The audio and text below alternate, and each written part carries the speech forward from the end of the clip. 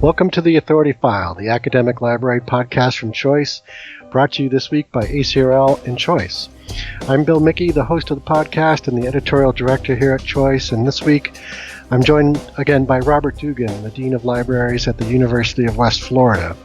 Robert, who also goes by Dugan, and I will be talking about his recent book, Financial Management in Academic Libraries, Data-Driven Planning and Budgeting, which he co-authored with Peter Hernan, who is Professor Emeritus at Simmons College.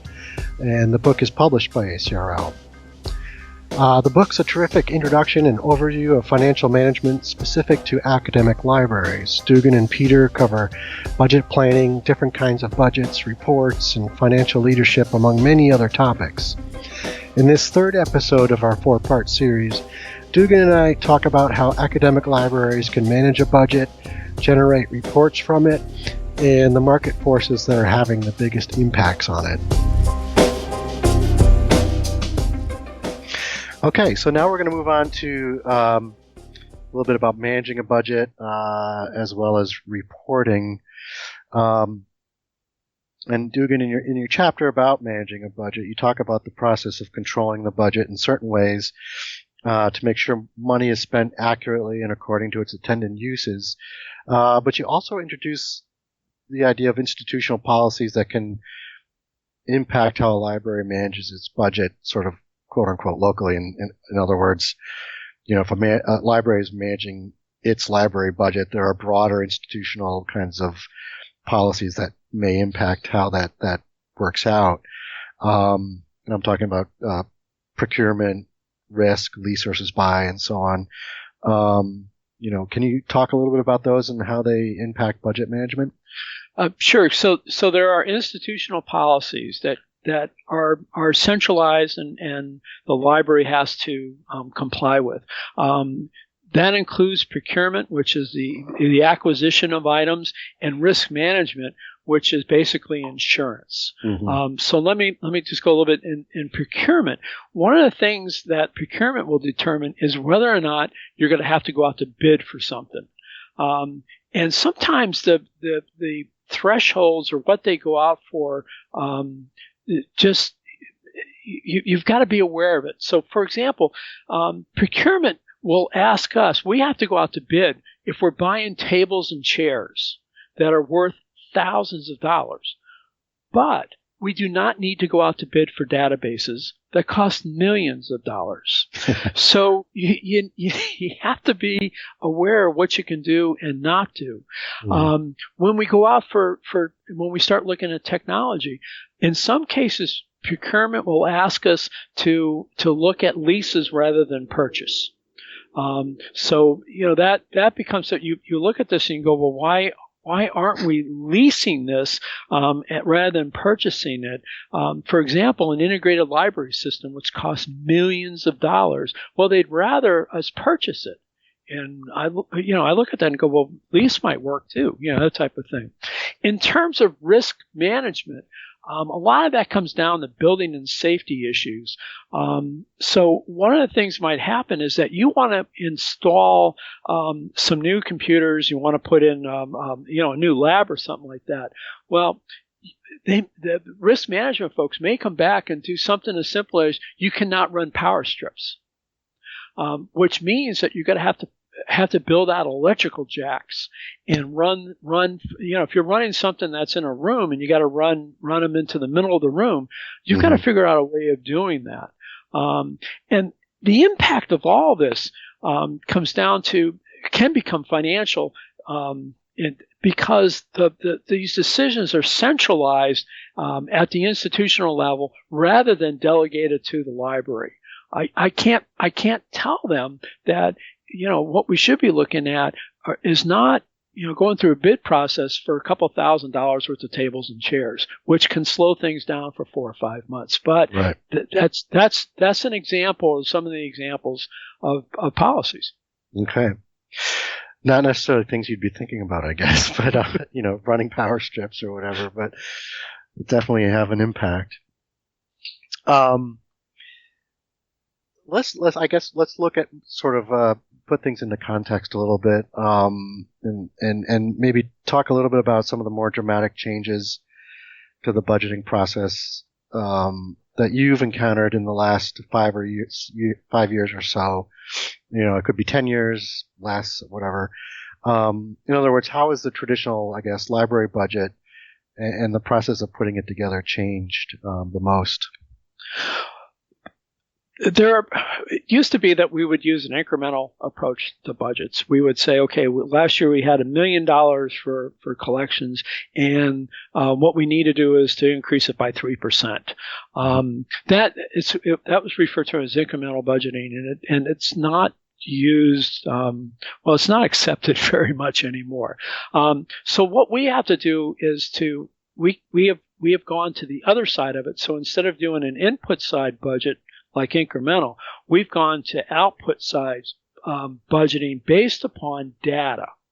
So one of the things that we look at is expenditures data for various things, but we attach a narrative to it.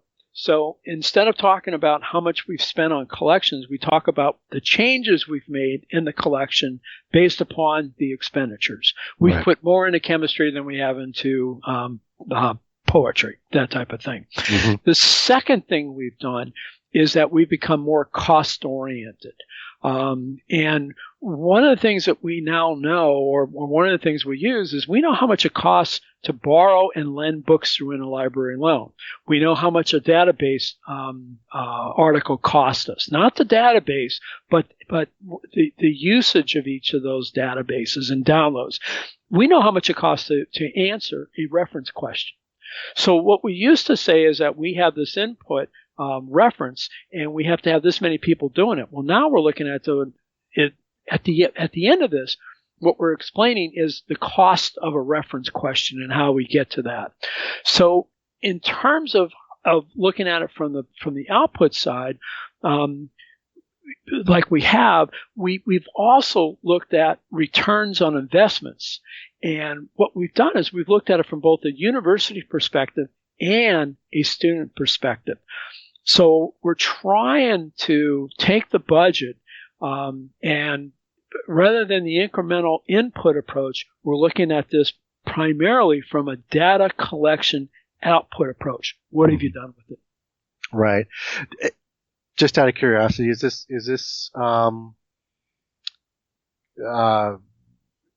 as a result of sort of the performance-based budget at all? I mean, is that part of that evolution, or?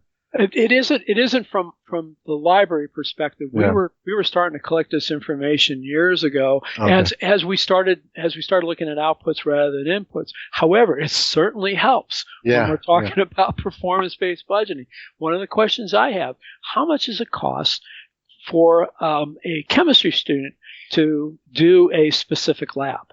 Mm-hmm. Well, we don't know. Right. But the library knows how much it costs to provide a download of an article from any database you want to mention that we own, and we know that it costs about $12.75 to answer a reference question. Mm-hmm. Okay. Give us, let's talk about reporting.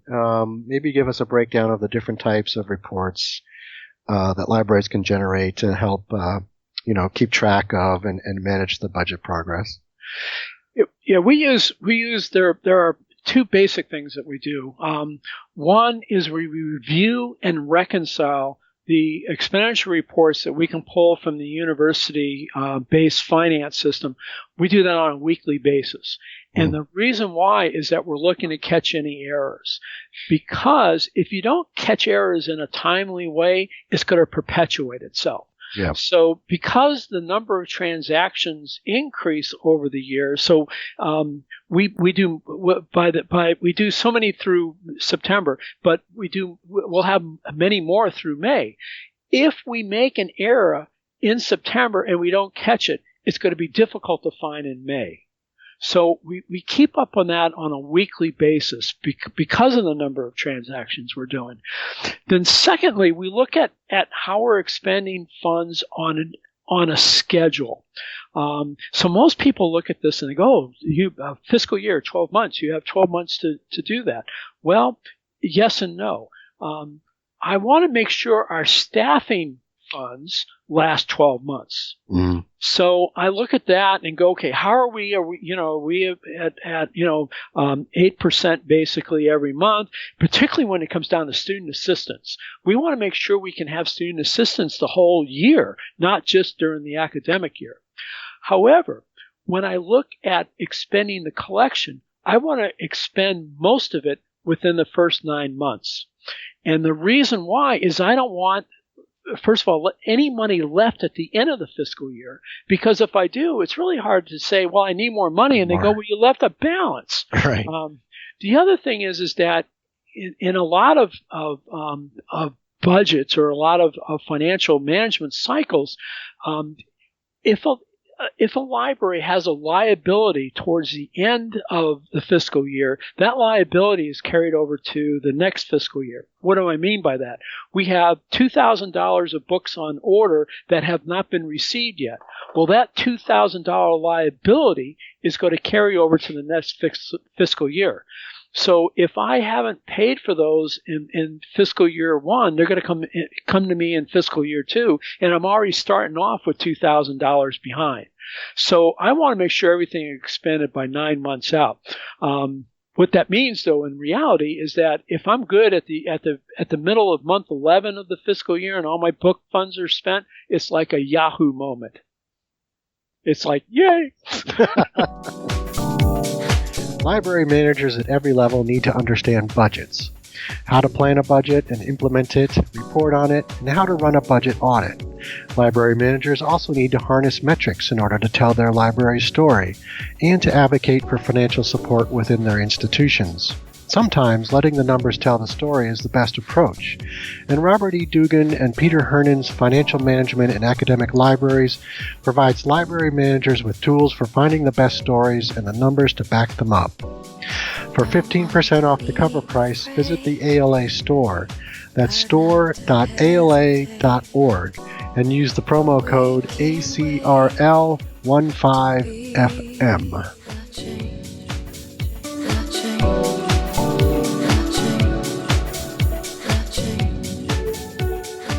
I guess reporting can also help with,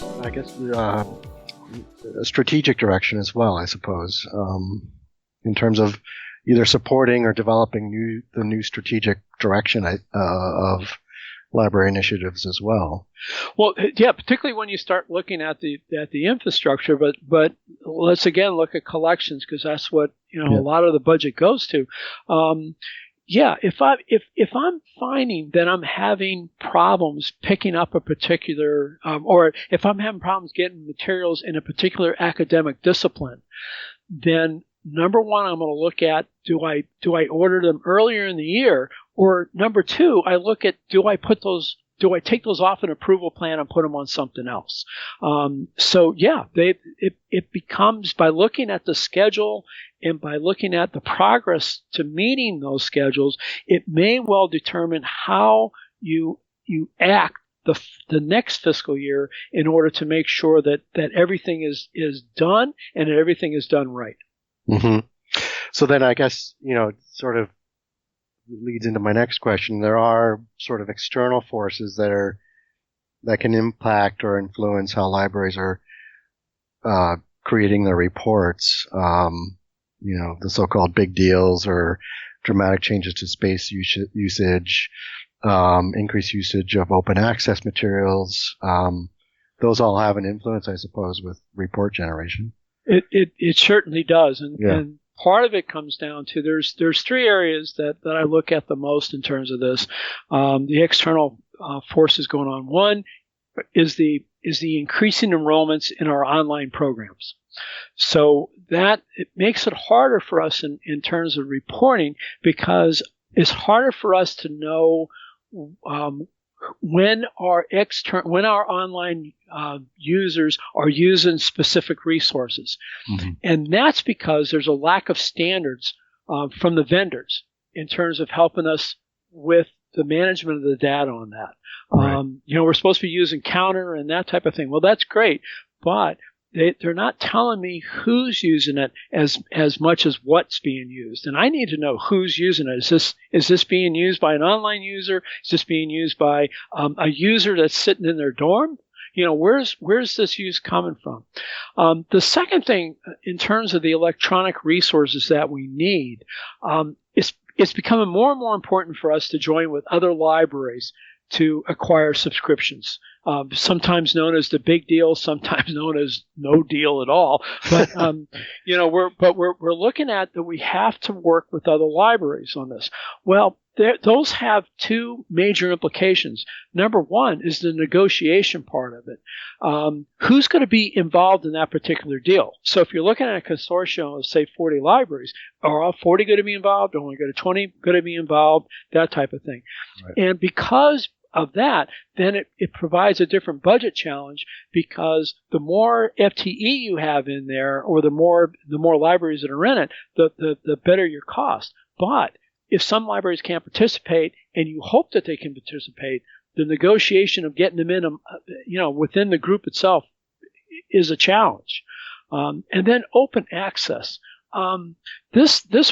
We're dealing with open access a lot right now, and I had a workaround of that. But let me deal with open access to begin with. I mean, students want less expensive course-required textbooks.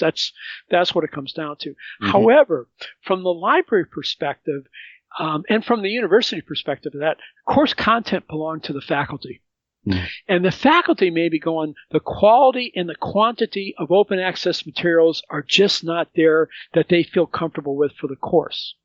So what ends up happening here is that the libraries can help by providing leadership in open access and support roles when the faculty and the academic programs are concerning open access.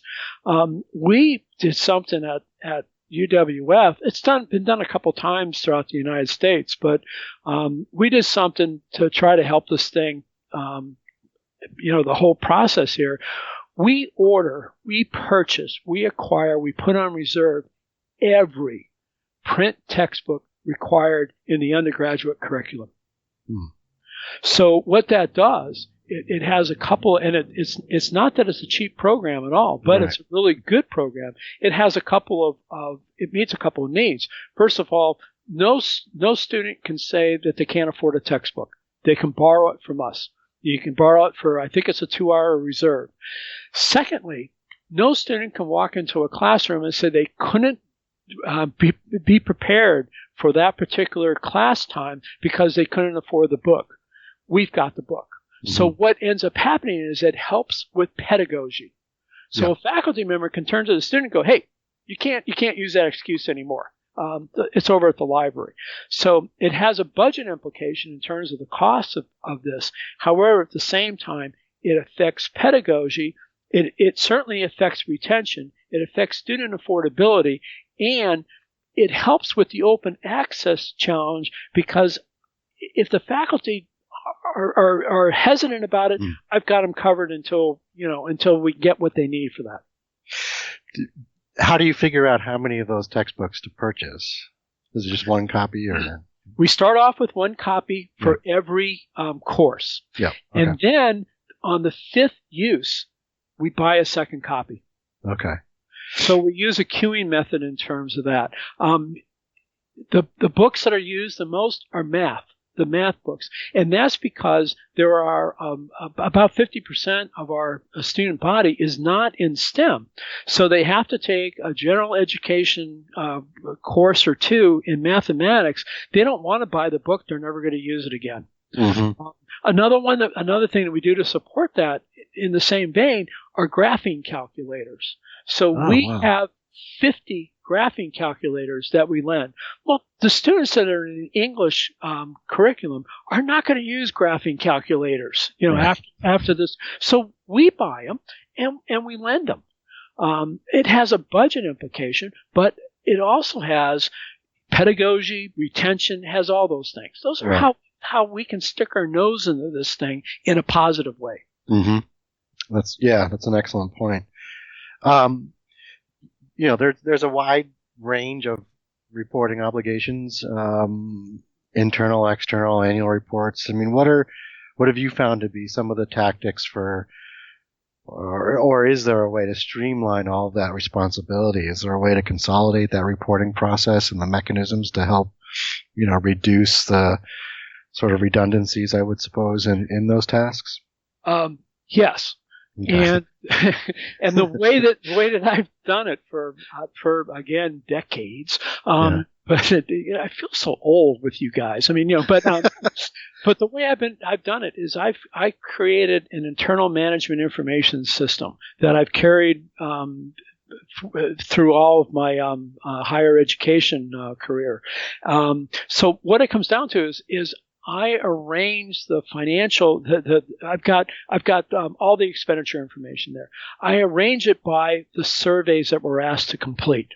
So what ends up happening is that I keep current 10 years on one tab of a worksheet, and then I roll that every year. But what I've done is over the years I've changed the format to that so that I'm capturing the data that's requested by all these surveys, ACRL, IPEDS, Peterson's, all those surveys, plus all the program reviews, and I've changed it so when I need something that meets this survey, all I got to do is go to this worksheet and pull it out. Mm-hmm. The other thing is it's a custom-made worksheet, but it's been working for years in terms of being able to do this. The other thing is that because I've got 10 years in rows here, I can quickly analyze changes, and I can also graph it very easily because sometimes you got to send them a graph. They want the visual stuff. The second thing I do is, from a narrative perspective, I maintain a list of changes to the infrastructure continuously. So if I end up putting in tables and chairs, what I do is I keep a running list of all the things that we've done during the year, arranged by the infrastructure, and that way there, at the end of the year, I'm not trying to recreate that. Yeah. Or 2 years from now, when somebody says, "Hey, when did you put in all this stuff?" I've got that all already set, so I don't have to recreate something. I don't have to go back in the files. I've got details on this. Sometimes the details are not ever used, and other times I'm constantly using them.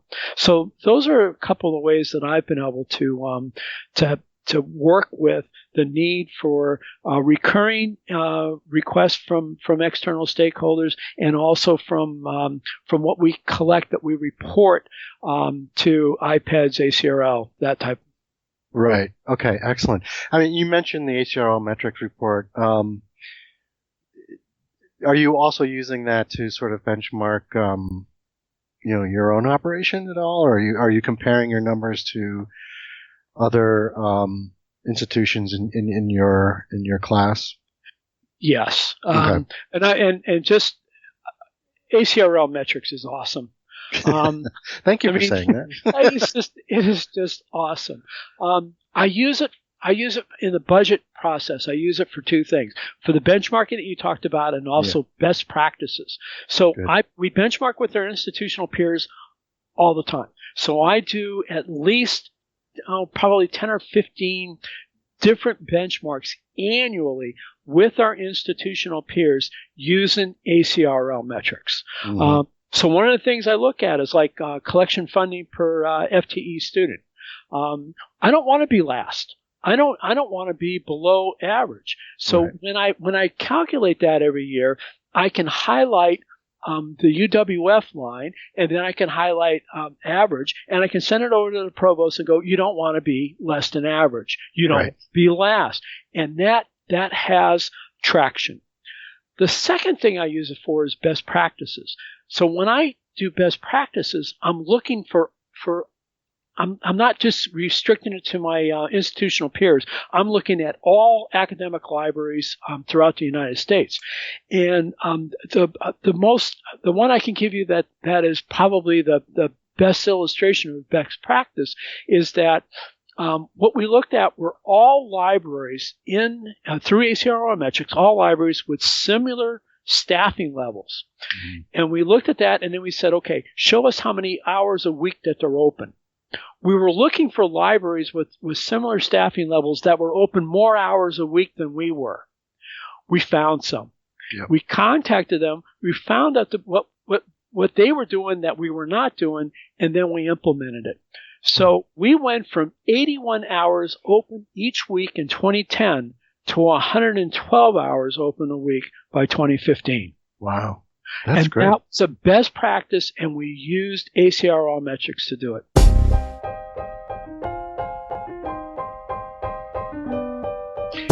You just heard from Robert Dugan, co-author along with Peter Hernan of Financial Management in Academic Libraries, which is published by ACRL. This concludes episode 3 of our 4-part series. This episode was brought to you by ACRL and Choice. Be sure to join us for the next episode, where we'll discuss how to measure results and use them to prove your library's value to the public and the institution. These words are used interchangeably, not only in libraries, but throughout higher education. And most people talk about assessment, and what they're really talking about is evaluation. You can search for and listen to all of the episodes of The Authority File on your favorite podcast platform. You can also find all of our episodes on choice360.org. Just click on the librarianship dropdown. Be sure to leave us a rating and a review. It helps others discover the Authority File podcast and lets us know how we're doing. We'd also love to hear from you. You can leave feedback on Twitter at @choice_reviews. Thanks again for joining us.